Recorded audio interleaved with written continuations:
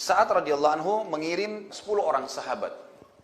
Waktu Rustum sudah keluar dengan pasukannya, maka Sa'ad mengutus 10 orang sahabat. Ada 2 sahabat yang menonjol di sini. Sahabat ini bernama Amr bin Karibik bin Zubaidi, ya, dan Tulaiha bin Khuwailid al-Uzdi. 2 sahabat ini juga punya kisah unik nih.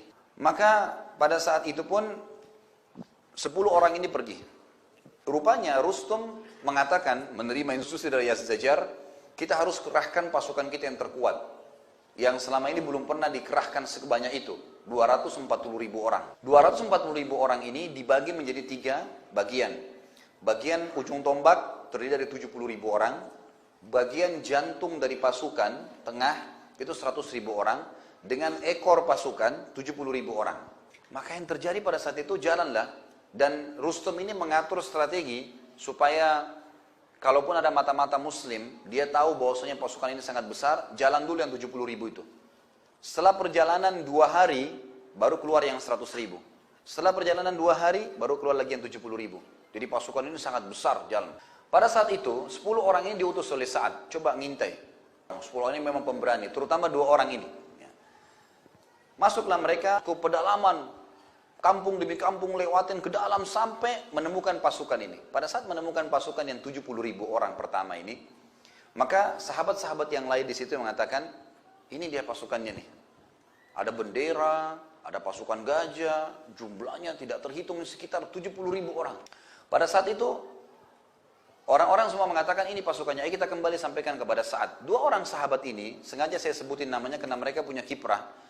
Si Amr bin Karib tadi dengan Tulaiha bin Khuwailid. 2 orang ini bilang bukan. Ini bukan inti pasukan, ini cuma ujung tombaknya, pasukan depannya saja. Kata yang 8 orang, pastilah ini. Dia bilang enggak. Kalau kalian mau pulang silahkan, kalian pulang aja. Pulanglah 8 orang ini. 2 orang ini adalah 2 kepala suku dari Yaman. Dan 2 orang ini dulu di zaman jahiliyah, kalau orang-orang Quraisy pun butuh bantuan segala, sering minta tolong. Dan kalau 2 orang ini sudah datang di pasukan Quraisy, pasukan Quraisy sudah merasa tenang karena 1 orang dianggap seperti kekuatan 1000. Beraninya luar biasa. Yang terjadi adalah pada saat itu 2 orang ini jalan. Amr dan si Tulaiha jalan. Perjalanan 2 hari ditemukanlah 100.000 itu. Pasukan yang kedua. Kata Amr kepada Tulaiha, wahai Tulaiha, ini kira-kira pasukannya? Kata Tulaiha, bukan. Ini masih jantungnya nih. Masih ada pasti. Karena Tulaiha kepala suku sering ikut berperang, tahu dia. Ini sekitar 100.000 orang. Kata Amr, apa yang kita lakukan? Kata Tulaiha, masuk lagi. Kita cari ujungnya, ekornya di mana. Karena di situ biasa pimpinannya. Jalanlah mereka perjalanan 2 hari lagi sampai mendekati Madain. Nah, Madain ini teman-teman sekalian adalah ibu kotanya Kisra pada saat itu. Ya, sangat terkenal, memiliki istana putih.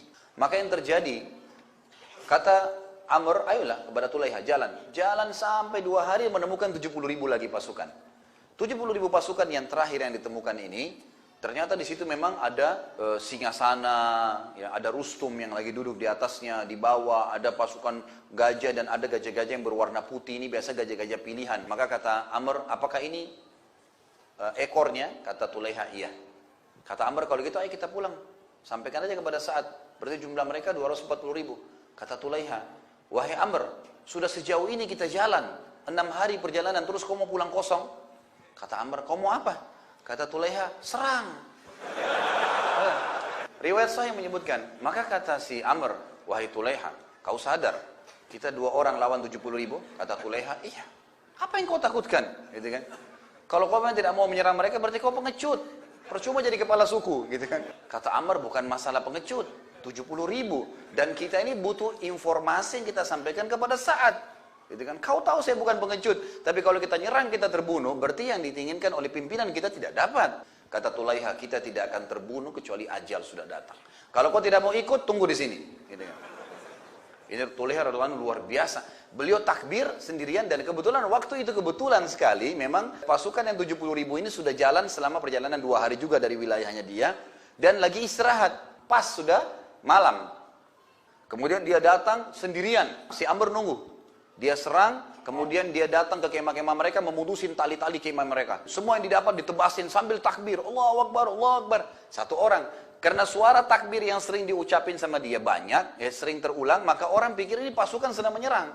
Maka dia putusin semua tali-tali sampai tiba di kemahnya Rustum, pimpinan mereka. Dia tebas talinya, kemudian diambil kudanya Rustum.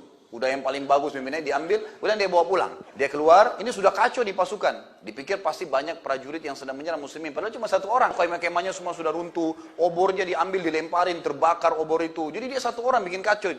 Kemudian dia keluar, dia datang kepada Amr sambil senyum. Nih, saya sudah dapat ghanimah. Kemudian dua-duanya pulang gitu. Amr sempat kagum pada saat, tapi Amr tidak ikut ya gitu. Pulanglah dia lalu diperdengarkan kepada Sa'ad.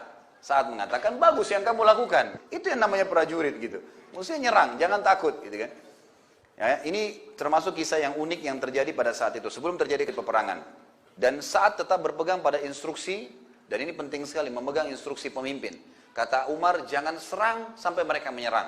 Sampai kau nanti mengetahui aib dan kekurangan serta kelemahan pasukan musuhmu.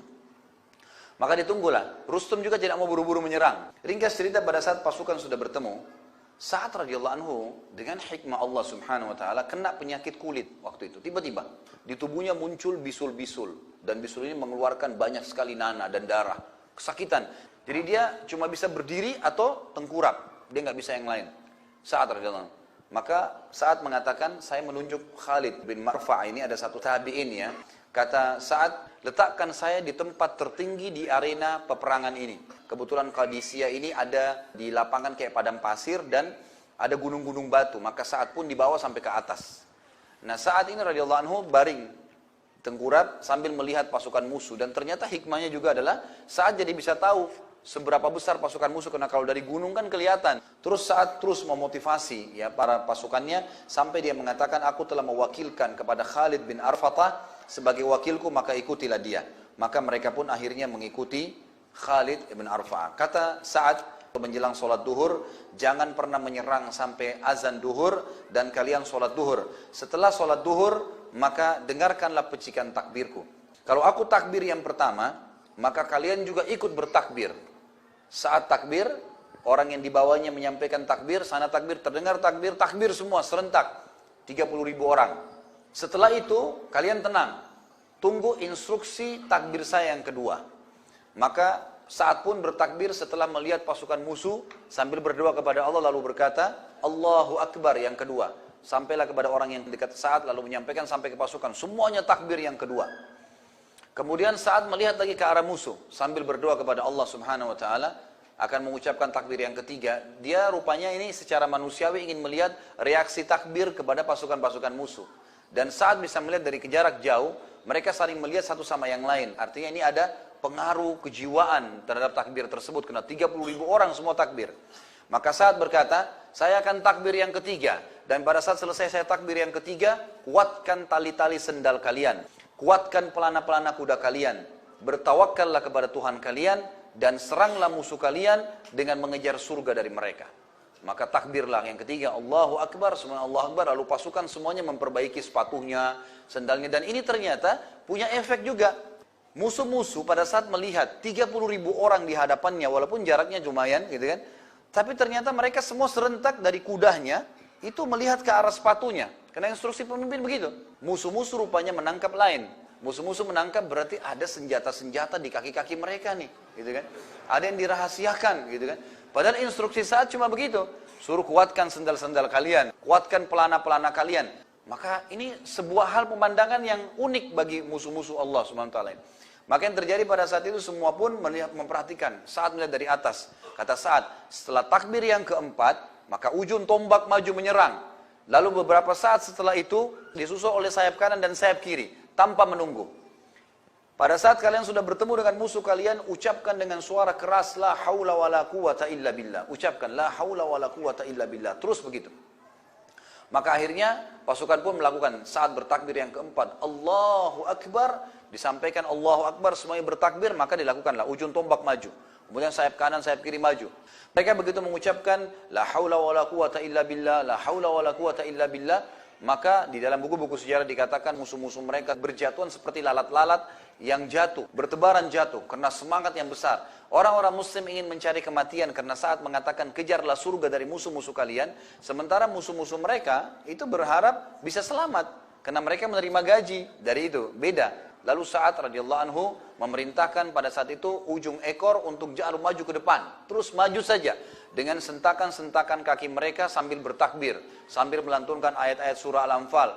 Maka jalanlah pasukan yang di belakang ini. Nah, ternyata jalannya pasukan ekor ini dengan tenang, sementara kancah peperangan berkecamuk. Ini tidak biasa terjadi dalam peperangan. Biasanya, kalau lagi berkecamuk pun pasukan dari belakang juga menyerang dengan cepat. Ini enggak, memang sengaja begitu. Dan oleh Sa'ad disuruh melebur. Jadi tadinya pasukan ekor itu kotak misalnya, maka disuruh memanjang ke samping oleh Sa'ad radhiyallahu anhu, lalu mereka disuruh jalan dengan tenang sambil membaca ayat-ayat Al-Quran.